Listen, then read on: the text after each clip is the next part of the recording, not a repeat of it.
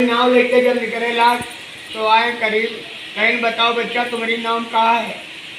अरे कहीं बाबा मांगा कभी एक पूछ दिया गाँव की जमा का धन लेके रिक्शा। भगवान कहीं बच्चा बताए दो नाम कहा है। फिर पूछे कहीं जैले बुढ़ाऊ बाबा कुछ बतेबे ना तैले ही जाए वाले नानी।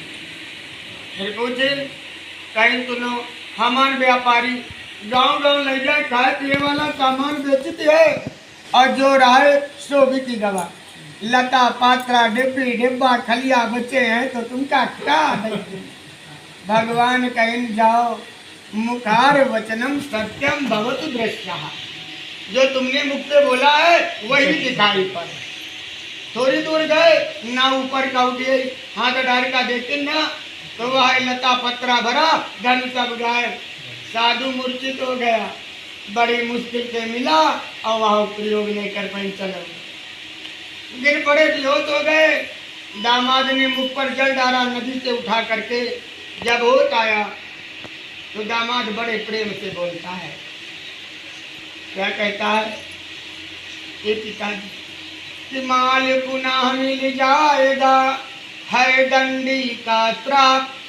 चलो चली मांगी क्षमा विनय पूर्वक हम आप। क्योंकि हमारी नाव क्या धन गायब हो गया। आप बताओ गलती साधु करी दामादों की नाव क्या लता पत्रा भरा धन गायब। इसीलिए कहते हैं संगत भी जान के करना चाहिए। मुसीबत नहीं तुमको मिलना है तो संगत के द्वारा तुमको चपेट में तो आ ही जाना है। आप क्या करें? कहीं न मरी नाव क्या धन गायब है। दोनों जने चले और दंडी और माता पिता एक ही समय गुस्से हैं। जब माता पिता कहिए बड़ी मुश्किल से बनाए राखब ना चाहे गैर जात का लिख दे लेकिन तुमका न पर गया, लेकिन कुछ नहीं करेंगे। थोड़ा धमकी देते हैं, बाद में मुंह फैला के चले जाएंगे, सब आपके लिए ही छोड़ जाएंगे। सोचो कितना त्याग देते हैं वो लोग। ऐसे ही भगवान हमारे लिए परेशान है कि जल्दी से ये भक्ति करे और हम इसकी भरपाई करें। कहा भगवान ने कहा गए दंडी के चरण में गिर पड़े और क्या कहा? अपराधिता त्राणी क्रियते हरनि सम्मया दासो ममेति नाटस्या क्षम्यतां परमेश्वरा क्षम्यतां गुरवेश्वरा। कहा हे प्रभु तुम्हारी माया तो बड़े बड़े योगी न जान पाए, जो सारा जीवन तपस्या किए लेकिन थोड़ा सा चूक गए और नरक को पहुंच गए। हम क्या जान पाएंगे? तो क्षमा करो। भगवान ने कहा जा मैंने क्षमा कर दिया, पर कभी घमंड मत करना, क्योंकि घमंड ही विनाश की जड़ है। विनाश की उत्पत्ति तो विनाश का पेड़ जो है वो मानव के अंदर घमंड से ही पैदा होता है। कहा घमंड मत करना, कहा ठीक है घमंड नहीं करूं। आप बड़ी तेज नाव बगैन के अब कोई गली में ना मिल जाए जो फिर से मुसीबत आ जाए। किधरों देखबे नहीं करी सीधे अपने गांव के करीब आएंगे। लेकिन वहां की परंपरा थी, जब कोई काफी दिन के बाद आता था तो दूत जाके घर में बुलावा देता था, फिर कुछ महिलाएं गीत संगीत और आरती के साथ ले जाते थे। तो जैसे ही खबर पाया दूत घर गया। दूतम मुखादवक्नम कहा जमाता वणिक सहितम आगम्यम निकटे नगरश्चयो। नगर के समीप आ गए हैं।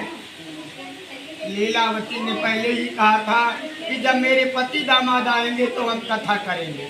तुरंत कथा की तैयारी कर लिया और कलावती से कहा बेटी तू बैठ के कथा सुन ले, मैं पति के दर्शन को जा रही हूँ, जल्दी जल्दी कथा सुन। कलावती आधा मन लाग आधा नहीं लाग, प्रसाद को त्याग दिया और पहुंच गई पति के दर्शन को।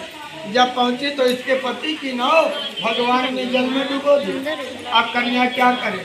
अपने बालों को नोचती है, मस्तक को जमीन पर पटकती है और कहती है क्या?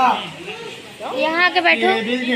तोर साहब गारा जो वसे आयु में दुख डारा, बिन पति कर मोर कहाँ ठिकाना, यही तो अच्छा मर जाना। मत कहती है पहले तो भगवान सूर्य से कहा, लेकिन आज के इंसान में सब्र नहीं है ना, जल्दी निर्णय चाहिए, जल्दी फैसला चाहिए, भले ही कुएं कूदे पड़ जाए। अब तुरंत वो आंचल घुमा के माँ के पास ले गई और माँ से कहती है मैया आज तक कुछ नहीं मांगा, आज जो मांग रही हूँ दे दो।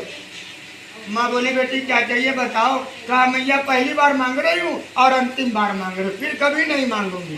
क्या मांगती है कि चंदन चिता बनावो माई, रुचि रुचि आग लगावो, और देह भस्म कर जाए पति ते मिलूं मैं माई। हट गई छाती माँ की दौड़। आज पुत्री से कहती बेटी ये क्या बोली, अभी तुम्हारे पिता का धन है, जीवन कट जाएगा।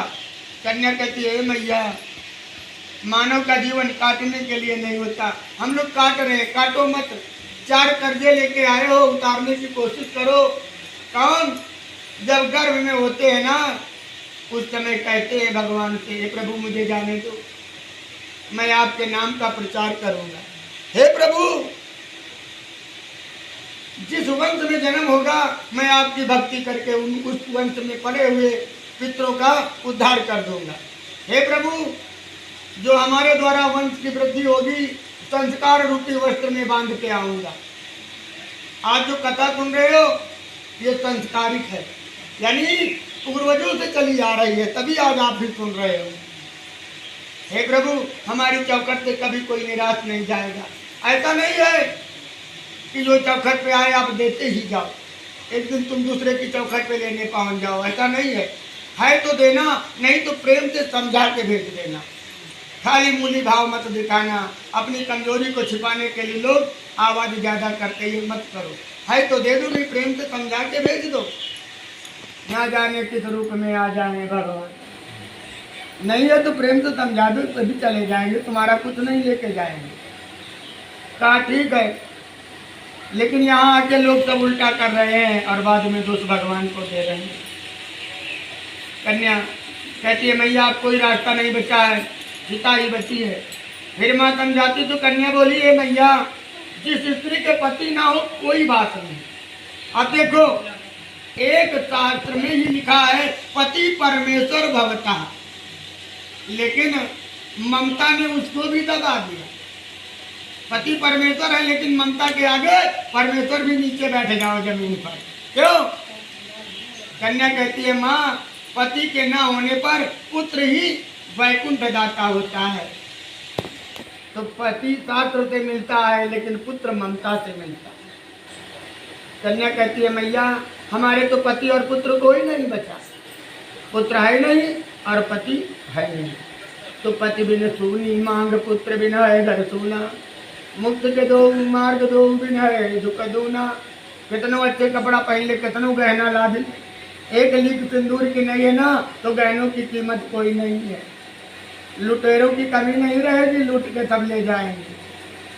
और कितना भी अच्छा घर बना है, अगर घर में हाहाकार करने वाले बच्चे नहीं है ना तो घर सुनसान की तरह रहे। तो कन्या कहती है मैया हमारे तो कोई नहीं है, जब कोई रास्ता ना बचे ना तो भगवान को जुआरो तब भी सुनेंगे।